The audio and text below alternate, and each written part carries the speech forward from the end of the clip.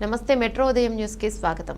ములుగు జిల్లా తడ్వాయి మండలం మేడారం సమ్మక్క సారలమ్మలను 5 లక్షల మంది భక్తులు దర్శించుకున్నట్లు అధికారులు తెలిపారు. ఆదివారం సెలవు దినం కావడంతో భక్తులతో మేడారం కిటకిటలాడింది. భక్తులు అధిక సంఖ్యలో వచ్చి అమ్మవార్లను చీర సారే పసుపు కుంకుమలతో నిలువెత్తు బంగారం సమర్పించి అమ్మవార్లకు మొక్కులు చెల్లించుకున్నారు. ఇటు తెలంగాణ నలుమూలల నుంచి కాకుండా ఆంధ్రప్రదేశ్, ఛత్తీస్గఢ్, మహారాష్ట్ర నుంచి భక్తులు రావడంతో జాతర ప్రాంగణం మొత్తం భక్తులతో కిటకిటలాడింది.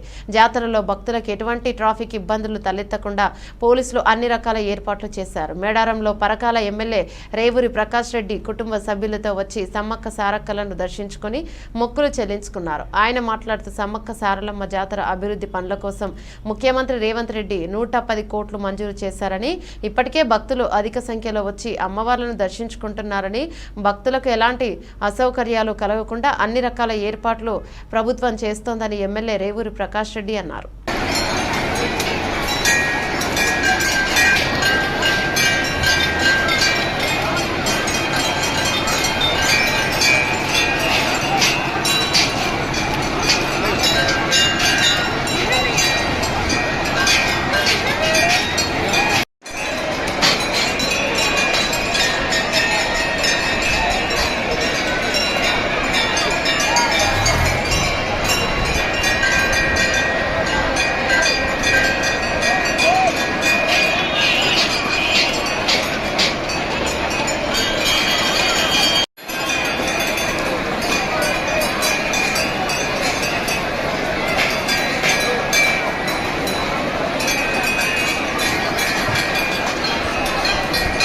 టెంపుల్ దగ్గర ఉన్నాం, టెంపుల్లో ఉన్నాం,